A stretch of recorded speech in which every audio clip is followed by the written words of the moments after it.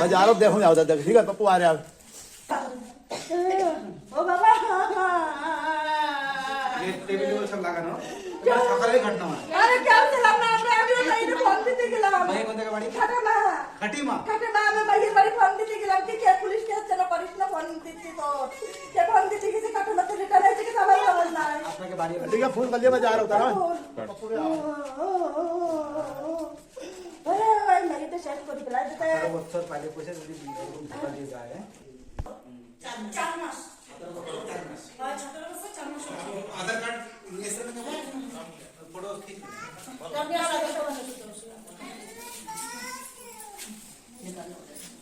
अभी 1 घंटे पहले कॉल आया था ना मेरे मित्र की कि भैया टिंकी के यहाँ पे ऐसा बात हो गया, कोई युवा भाई मतलब वो फांसी का फंदा लगा लिया। तो अब जल्दी से पूछो, मैं पहुंचा यहाँ पे, फिर देखा वो दिनेशपुर मतलब कि दिनेशपुर थाने से एसओ साहब भी पूछे, फिर जयनगर नंबर 3 के जो चौकी इंचार्ज वो मतलब सर भी पूछे, तो मैं भी पूछा बिल्कुल यहाँ पे, तो देखा कि वो बिल्कुल मतलब कि फर्श पे पड़े हुए थे बिल्कुल।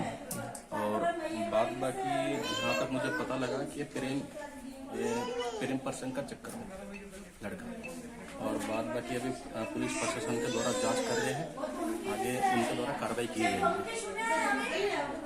अब तक सुना है ये प्रेम प्रसंग का मामला है, और जो लड़की है वो खटीमा की रहने वाली है और इंस्टाग्राम के माध्यम से इनके बीच में दोस्ती हुई है। जैसे अभी इनकी माताजी से हमने सुना कि ये फोन वापस करने के लिए खटीमा गए थे और इसकी माताजी, और उसी बीच मौका पाते ही जब लड़की ने मना कर दिया कि मैं तुमसे शादी नहीं करूंगी, वो उससे क्षुब्ध होकर गले में फांसी लगा दिया। आज इसकी माँ रो के बुरा हाल है। 5 भाई बहन है और ये भाई में सबसे बड़ा है, और जिसकी जो बड़ी बहन है उसकी शादी हो चुकी है, और ये अपने आप को कोस रही है मैं क्यों खटीमा फोन देने के लिए गई थी। और बड़ा दुर्भाग्य की बात है कि आजकल के जो युवा बच्चे हैं सोशल मीडिया में बहुत ज़्यादा समय देते हैं, और कहीं ना कहीं उसका दुष्परिणाम माता पिता को भुगतने को देखने को मिल रहा है। इसलिए मैं माता पिता को भी ये कहना चाहूँगा कि अपने बच्चों पर विशेष ध्यान रखें, किससे बात कर रहे हैं कि नहीं, और फोन में क्या देख रहे हैं उस पर भी पैनी नज़र होनी चाहिए। भविष्य में इस तरह की घटना को रोकने के लिए माँ बाप को सजग होने की जरूरत है। बहुत ज़्यादा जज्बाती हो गए हैं, और अगर माँ बाप थोड़ी सी बात कह भी देते हैं तो उनको लगता है कि इन्होंने ऐसा क्यों कहा, तो अपने आप को ऐसा लगता है कि माँ बाप का जो अनुशासन है आजकल के समय में